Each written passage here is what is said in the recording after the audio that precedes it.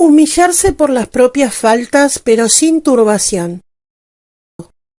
Cuando por ignorancia, o aun por culpa vuestra, cometáis alguna torpeza que os acarree alguna cruz, humillaos inmediatamente dentro de vosotros mismos, bajo la poderosa mano de Dios, sin turbación voluntaria, diciendo, por ejemplo, en vuestro interior: estos son, Señor, los frutos de mi huerto.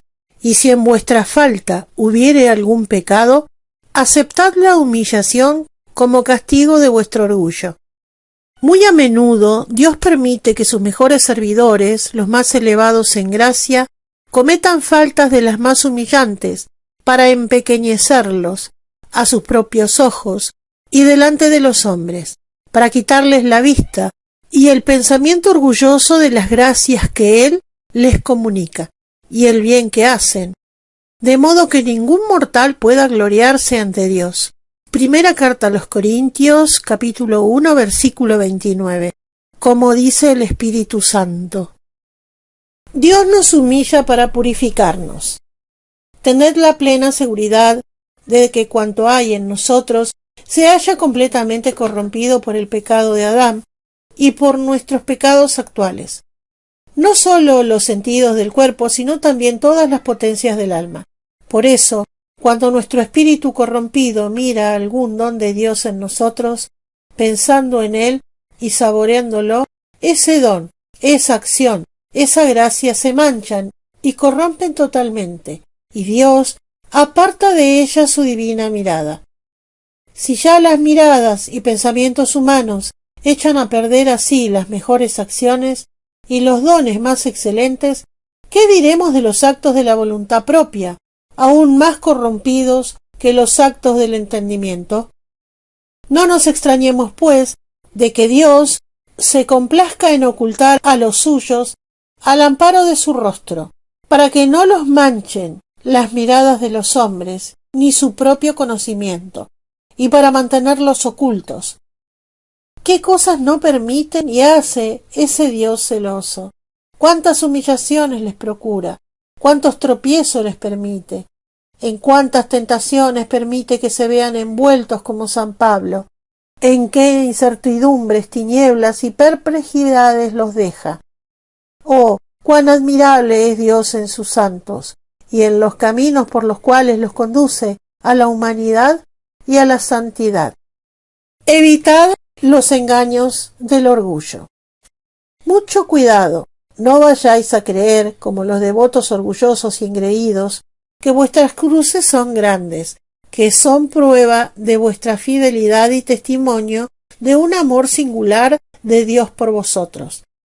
Este engaño del orgullo espiritual es muy sutil e ingenioso, pero lleno de veneno. Pensad más bien, primero, que vuestro orgullo y delicadeza os llevan a considerar como vigas las pajas, como llagas las picaduras, como elefantes los ratones, una palabrita que se lleva el viento, una nadería en realidad, como una injuria atroz y un cruel abandono.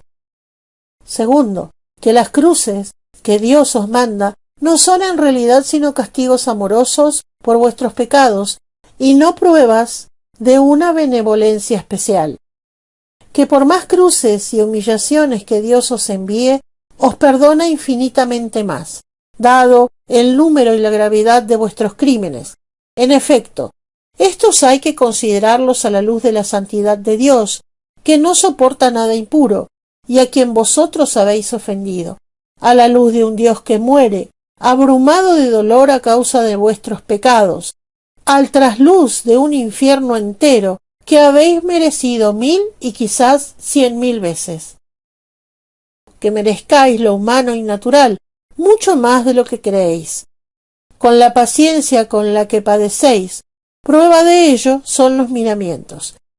Esa velada búsqueda de consuelos, esas efusiones tan naturales con los amigos y tal vez con vuestro director espiritual, esas disculpas rebuscadas e inmediatas, esas quejas o más bien maledicencias con las quienes os han hecho daño, tan bien formuladas y tan caritativamente dichas, ese volver y resolver deleitosamente los propios males, esa creencia luciferina de que sois de gran valía, etc.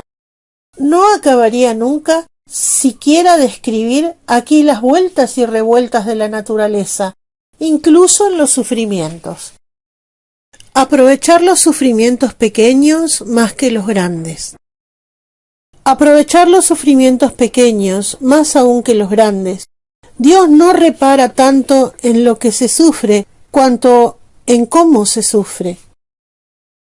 Sufrir mucho, pero mal, es sufrir como los condenados. Sufrir mucho y con valor, pero por causa mala, es sufrir como mártires del demonio. Sufrir poco o mucho por Dios es sufrir como los santos. Si podemos escoger nuestras cruces, optemos por las más pequeñas y deslucidas, cuando se presenten junto a grandiosas y espléndidas. El orgullo natural puede decir, buscar y aún escoger cruces grandiosas y brillantes, pero escoger y llevar alegremente las cruces pequeñas y sin brillo sólo puede ser efecto de una gracia singular, de una fidelidad particular a Dios.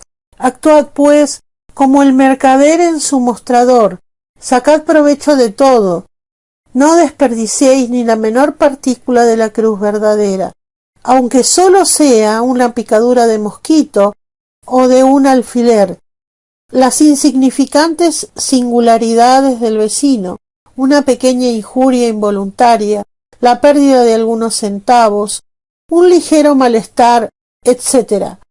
Sacad provecho de todo, como el tendero en su tienda, y os enriqueceréis según Dios, como se enriquece Él colocando centavo sobre centavo en su mostrador. A la menor contrariedad que os sobrevenga, decid, bendito sea Dios, gracias Dios mío. Guardad luego en la memoria de Dios, que es como vuestra alcancía, la cruz que acabáis de ganar, y no os acordéis más de ella, sino para decir, mil gracias Señor, oh misericordia. Amar la cruz con amor sobrenatural. Cuando se os habla de amor a la cruz, no se trata de un amor sensible. Este es imposible a la naturaleza en esta materia. Hay que distinguir tres clases de amores: el amor sensible, el amor racional, el amor fiel y supremo. Dicho de otro modo, el amor de la parte inferior, que es la carne, el amor de la parte superior, que es de la razón, y el amor de la parte superior o cima del alma, que es el entendimiento iluminado por la fe. Dios no os pide amar la cruz con la voluntad de la carne, siendo ésta completamente corrompida y criminal. Todo lo que sale de ella está corrompido, es más, no puede someterse por sí misma a la voluntad de Dios y a su ley crucificante. Por eso nuestro Señor, hablando de ella en el huerto de los olivos, exclama, Padre, no se haga mi voluntad sino la tuya. San Lucas capítulo 22 versículo 47.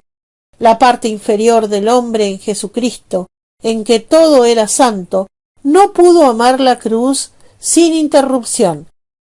La nuestra, que es toda corrupción, la rechaza con mayor razón.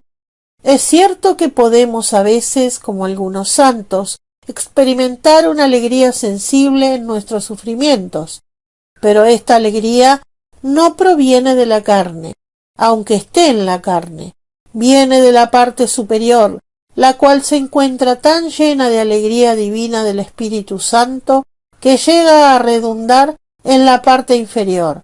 En estos momentos, la persona más crucificada puede decir, mi corazón y mi carne retozan por el Dios vivo.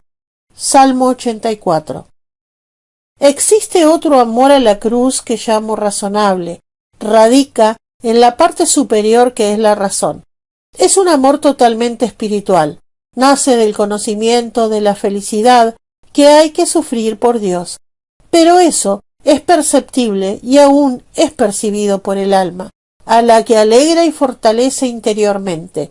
Pero ese amor racional y percibido, aunque bueno y muy bueno, no es siempre necesario para sufrir con alegría y según Dios.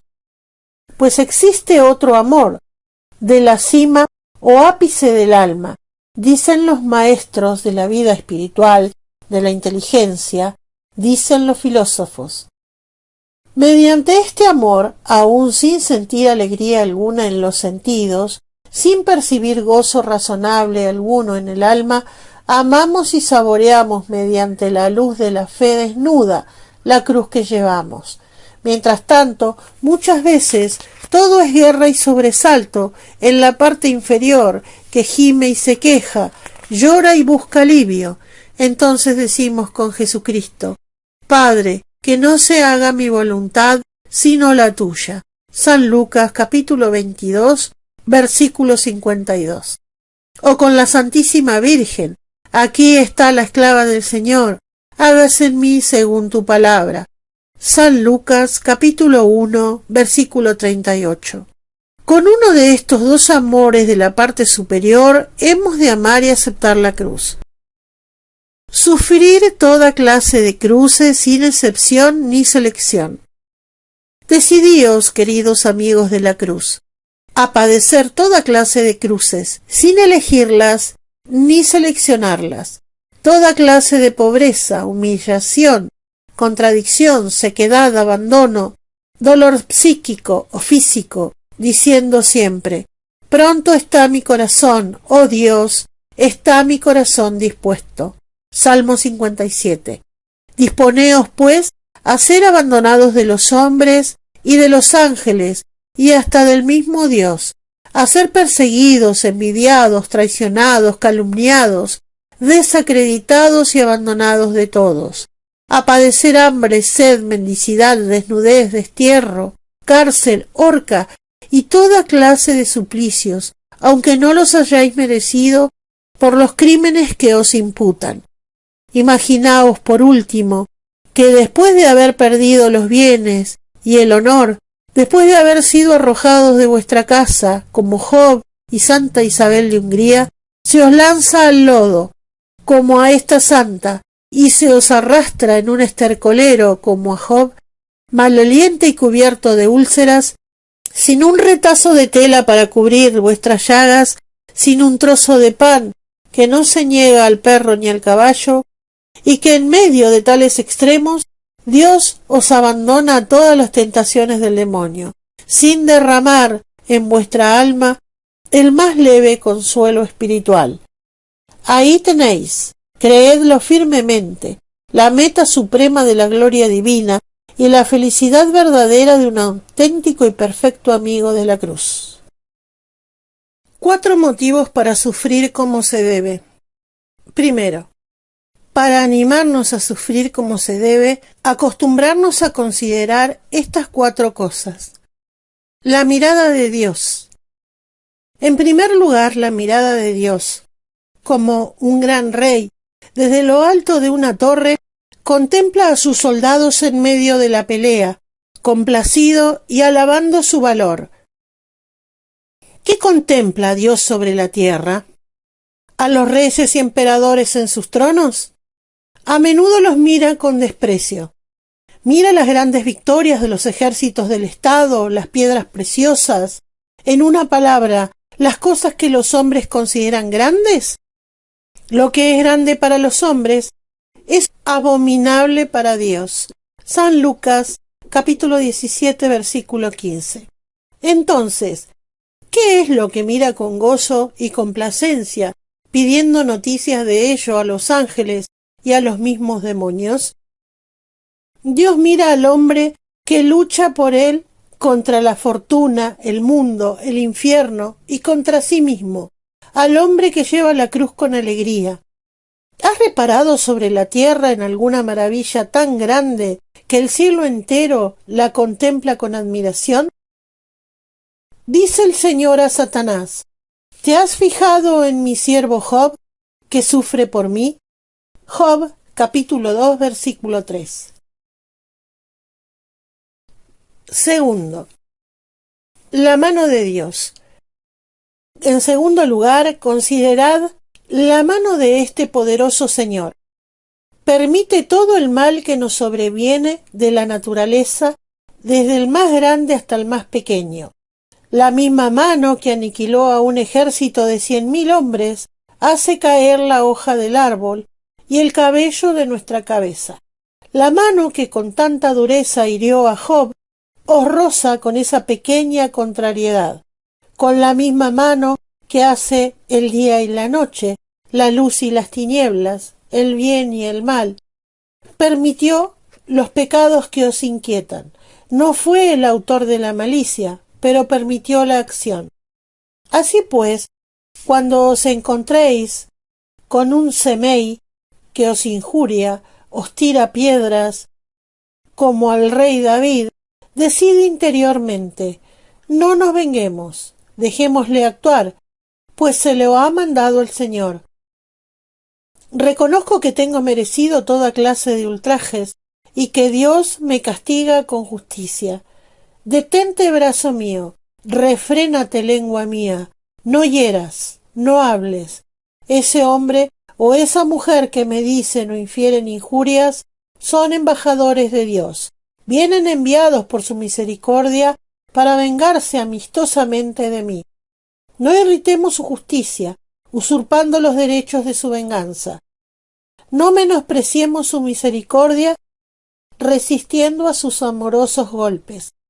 No sea que, para vengarse, nos remita a la estricta justicia de la eternidad. Mirad, con una mano todopoderosa e infinitamente prudente, Dios os sostiene, mientras os corrige con la otra. Con una mano mortifica, con la otra vivifica, humilla y enaltece. Con un brazo poderoso alcanza del uno al otro extremo de nuestra vida, suave y poderosamente. Suavemente, porque no permite que seáis tentados y afligidos por encima de vuestras fuerzas. Poderosamente, porque os ayuda por una gracia poderosa y proporcionada a la fuerza y duración de la tentación o aflicción.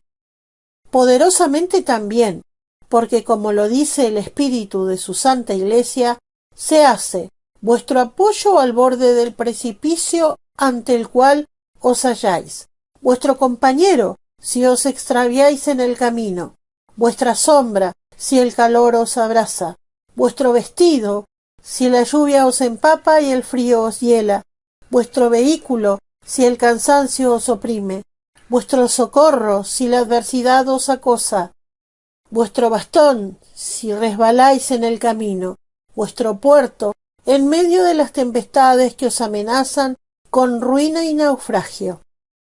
Tercero, las llagas y los dones de Jesús crucificado. En tercer lugar, contemplad las llagas y los dolores de Jesucristo crucificado. Él mismo os dice: vosotros, los que pasáis por el camino llenos de espinas y cruces por el que yo he transitado, mirad, fijaos, mirad con los ojos corporales y ved con los ojos de la contemplación si vuestra pobreza y desnudez, vuestros menosprecios, dolores y desamparos son comparables con los míos. Mirad a mí, el inocente, y quejaos vosotros, los culpables. Por boca de los apóstoles, el mismo Espíritu Santo nos ordena esa misma mirada a Jesús crucificado. Nos ordena armarnos con ese pensamiento que constituye el arma más penetrante y terrible contra nuestros enemigos. Cuando la pobreza, la abyección, el dolor, la tentación y otras cruces os ataquen, armaos con el pensamiento de Jesucristo crucificado, que os servirá de escudo, coraza, casco y espada de doble filo. En él encontraréis la solución a todas vuestras dificultades y la victoria sobre cualquier enemigo. Cuarto, arriba el cielo, abajo el infierno. En cuarto lugar, mirad en el cielo la hermosa corona que os aguarda, con tal que llevéis debidamente vuestra cruz, Esta recompensa sostuvo a los patriarcas y profetas en su fe y persecuciones, animó a los apóstoles y mártires en sus trabajos y tormentos. Los patriarcas decían con Moisés: preferimos ser afligidos con el pueblo de Dios para ser felices con él eternamente, a disfrutar de las desventajas pasajeras del pecado. Hebreos capítulo 14 versículo 24. Los profetas decían con David: sufrimos grandes afrentas a causa de la recompensa. Los apóstoles y mártires decían con San Pablo: somos como víctimas condenadas a muerte, como un espectáculo para el mundo, para los ángeles y para los hombres, por nuestros padecimientos, como desecho y anatema del mundo. Primera carta a los Corintios, capítulo 4, versículo del 9 al 13. A causa del peso eterno de gloria incalculable que nos prepara la momentánea y ligera tribulación. Segunda carta a los Corintios, capítulo 4, versículo 17. Miremos por encima de nosotros a los ángeles que nos gritan: cuidado con perder la corona destinada a recompensar la cruz que os ha tocado, con tal que la llevéis como se debe. Si no la lleváis debidamente, otro lo hará y se llevará vuestra corona. Luchad con valentía, sufrid con paciencia, nos dicen todos los santos, y recibiréis el reino eterno. Escuchemos por fin a Jesucristo, que nos dice: solo premiaré a quien haya padecido y vencido por su paciencia. Miremos abajo el sitio que merecemos. Nos aguarda el infierno junto al mal ladrón y a los réprobos, si nuestro parecer, como el suyo, va acompañado de murmuraciones, despecho y venganza. Aclaremos con San Agustín: quema, Señor, corta, poda, divide en esta vida, en castigo de mis pecados, con tal de que me perdones en la eternidad. No quejarse jamás de las criaturas. No os quejéis jamás voluntariamente o con murmuraciones de las criaturas que Dios utiliza para afligiros. Observad que se dan 3 clases de quejas en las penas. La primera es involuntaria y natural. Es la del cuerpo que gime, suspira, se queja, llora, se lamenta. Como ya dije, si el alma en su parte superior está sometida a la voluntad de Dios, no hay ningún pecado. La segunda es razonable. Nos quejamos y descubrimos nuestro mal a quienes pueden remediarlos, al superior, al médico. Esta queja puede constituir una imperfección si es demasiado intempestiva, pero no es pecado. La tercera es criminal. Si da cuanto nos quejamos al prójimo para librarnos del mal que nos aflige, o para vengarnos, o cuando nos quejamos del dolor que padecemos, consintiendo en esta queja y añadiéndole impaciencia y murmuración. No recibáis nunca la cruz sin besarla humildemente con agradecimiento. Si Dios en su bondad os regala por alguna cruz algo importante, dadle gracias de una manera especial y pedid a otros que hagan lo mismo. A ejemplo de aquella pobre mujer que, habiendo perdido todos sus bienes a causa de un pleito injusto, con la única moneda que le quedaban, mandó inmediatamente celebrar una misa para agradecer a Dios la buena suerte que había tenido. Cargar con cruces voluntarias. Si quieres haceros dignos de las cruces que os vendrán, sin vuestra participación, son las mejores. Cargaos con algunas cruces voluntarias, siguiendo el consejo de un buen director. Por ejemplo, ¿tenéis en casa algún mueble útil al cual sentís cariño? Dadlo a los pobres y decid: ¿quisieras tener cosas superfluas cuando Jesús es tan pobre? ¿Os repugna algún manjar, algún acto de virtud, algún mal olor? Probad, practicad, oled, superaros. ¿Tenéis cariño excesivamente tierno o exagerado a una persona u objeto? Apartaos, privaos, alejaos de lo que os halaga. ¿Sentís prisa natural por ver actuar aparecer en público, ir a tal o cual sitio, deteneos, callaos, ocultaos, apartad vuestra mirada. ¿Tenéis repugnancia natural a determinado objeto o persona? Usadlo a menudo, frecuentad su trato, superaos. Si sois auténticos amigos de la cruz, el amor siempre ingenioso os hará descubrir así la cantidad de cruces pequeñas con las que os enriquecéis sin daros cuenta, sin temor a la vanidad, que a menudo se mezcla con paciencia cuando se llevan cruces relumbrantes. Y por haber sido fieles en lo poco, el Señor, como tiene prometido, os pondrá al frente de lo mucho, es decir, sobre la multitud de gracias que os dará, sobre la multitud de cruces que os enviará, sobre una inmensa gloria que os preparará.